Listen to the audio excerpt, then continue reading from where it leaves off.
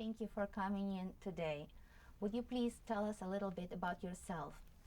First of all, thank you so much for inviting me. My name is Kexin Via, and you can just call me Lucy.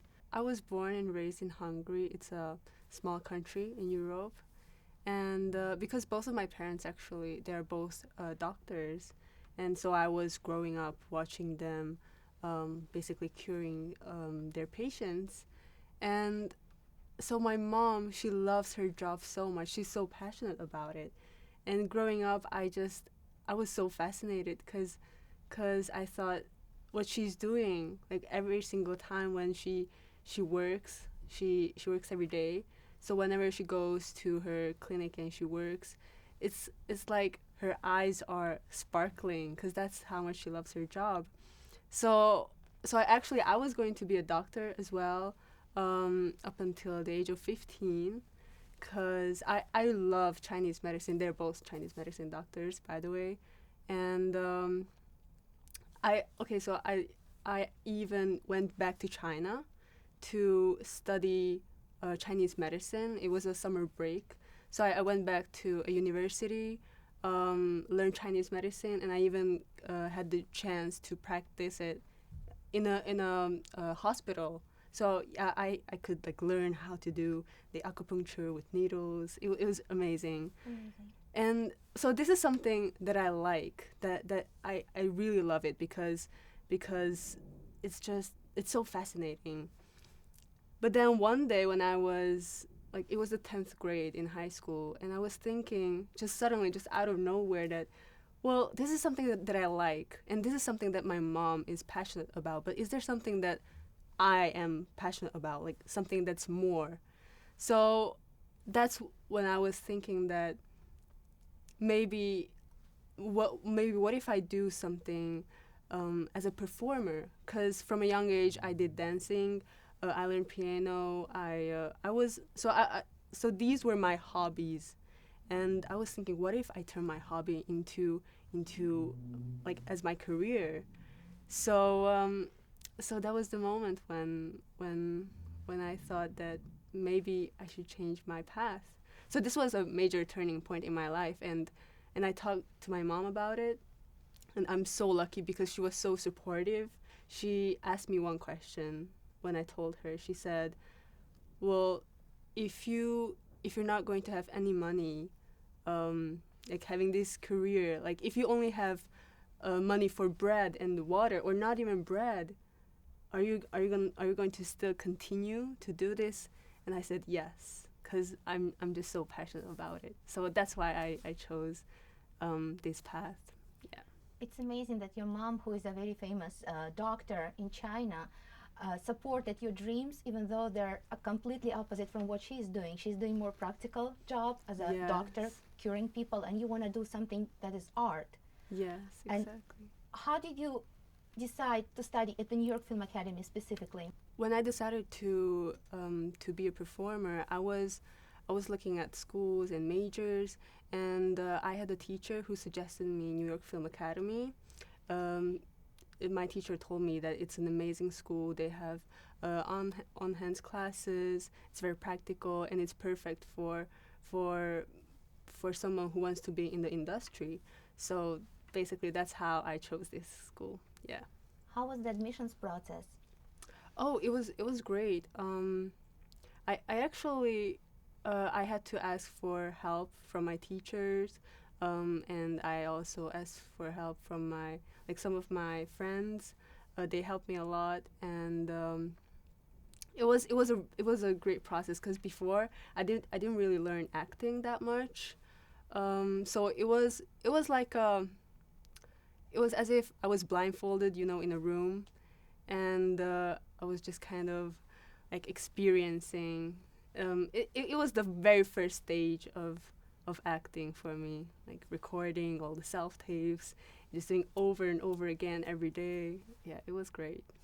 Was it difficult to prepare your portfolio? Um, I think it's a little bit, but only because it was my very first time to do it, and I never had the chance before to do anything like this, so everything was new. Yeah. Do you remember what pieces you used for your audition? I used two monologues. The first one was from the movie La La Land. Oh yeah. Yeah, and the second one was from the movie Hidden Figures. Mm. Yeah. These are really strong pieces. Yeah, I love them both. Was there any language barrier for you, or your English was pretty good? Because now you speak just flawlessly. Thank you so much. It's a very funny story because so in Hungary, we actually learn German more. Like that's kind of the main language. Interesting. And Hungarian, of course, Mhm. everybody speaks Hungarian, German, and English. But I didn't learn English up until I got into high school, and so I actually kind of learned English by myself, just by watching TV shows. So just listening to it and with subtitles, and it wasn't my intention. I just kind of learned it by accident, and great. I just remember my mom telling me that oh, don't watch TV shows every single day. Why don't you study? And I was like, okay, I will study. And now she's so proud because she always asks me, oh, how did your English become so good? And I said, you know, the TV shows. It Yeah. worked. Yeah. Yeah. That's Thank great. you. Yeah. Do you remember your first days when you just came to Los Angeles? Was there any cultural shock? Okay, so I was born and raised in Europe, and Europe I should say, it is affected by America. So we have a lot of things that in America, they have it too. So it's like maybe fast food restaurants, movies, and just all the holidays as well. So when I came here, I actually got used to it very fast. The first day or just the second day, I was like, oh, this feels like home. It's like a home, but it's kind of like it was a strange feeling. Yeah, it kind of felt like I was at home. Did you make any new friends easily? Oh yeah. I think this is something that's so great about the school, New York Film Academy, is that everyone is so extroverted, and everyone is so willing to make new friends, to make connections, and well, I should say every single person in my class, they're all my friends, and I'm so lucky because every single one of them is just such a great person. So they're great. From what countries do you have classmates? All over the world. Obviously, America, China, Russia. Very international. Yeah, very international. And it's not only our class; it's a lot of like all the other classes are so international too. How many students do you have in your group? 8 people or 9 people. It's a Yeah. pretty small group. Yeah, Do you yeah. feel like you get enough personal attention? Yes, definitely. All the teachers are so great. They help every single one of us in the class, and yeah, I definitely got the enough attention. Do you have your favorite class and your favorite teacher? Well, because I'm an acting student, of course, all my acting classes, scene study class, acting for film, and also I gained so much confidence from this one year because this is my 4th semester, and just working on each scenes helped me boost like with my skills, and so there was one specific scene or a play that I was working on with one of my classmates, and he's also like my very good friend Alex. We were working on Miss Julie, and the instructor was David Robinette, and he just gave me like a motivation, like as why I should continue to do this, and also a lot of other acting instructors. They're all so good, so great. We have Anne for this semester. Just every single one of them is so unique, so different, and they teach us everything they want us to know about acting. So it's great. We often get questions about how difficult it is to find accommodation upon arrival to Los Angeles. Could you please share your experience? I was very lucky because so one of my classmates, Makia, she's an American citizen, and we are very good friends. And so one day before I came to LA, I was talking her about it, and she asked me, "Well, why don't you move in with me?" So it was I was so lucky, and I'm so thankful for her. Up until today, we still live together, and she's an amazing person. So I should say it wasn't very hard for me. It's only because I got so lucky. How often do you get to be in front of the camera during your program? And please tell us a little bit about the projects you got to work on. So we have acting for film classes. It's basically about, so we learn acting in front of a camera. So every semester we have the chance to perform and film like a little scene, and the teacher would show us how to use the camera, and like every little details that we have to learn about. And so every semester we have projects, and we also have student directed films or projects that people can work on. And I'm very lucky because I got into so I had the chance to work on student directed projects, as well as the projects that we work on the class. It doesn't matter, like no matter what kind of project it is, if it keeps me working, then I can learn so much from it. Out of all the projects you worked on, what was your favorite? Maybe a student-directed movie. She's actually one of my friends. She's a director. She wrote this short film. It's kind of like a revenge movie, like a revenge story. It was great. It was great working on it. We had an amazing team, and also in class we were shooting sitcoms and drama shoots. Fun. Yeah, it was so much fun. We had so much fun.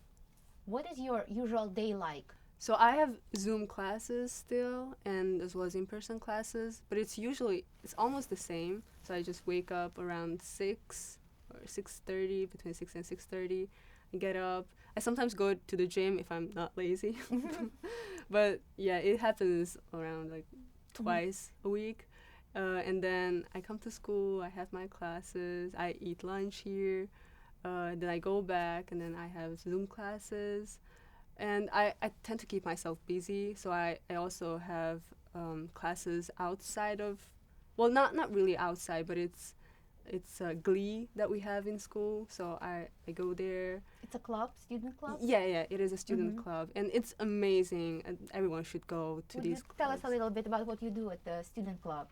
I'm in Glee, Yeah. and I also, I was also in the improv troupe, I believe, or is that a workshop? No, I think it's a workshop. Yes. So I was also in the improv workshop, which I had so much fun in. And so these clubs, we have it once a week usually, and we have an end of semester performance, which gives us so much space of just experiencing, performance wise.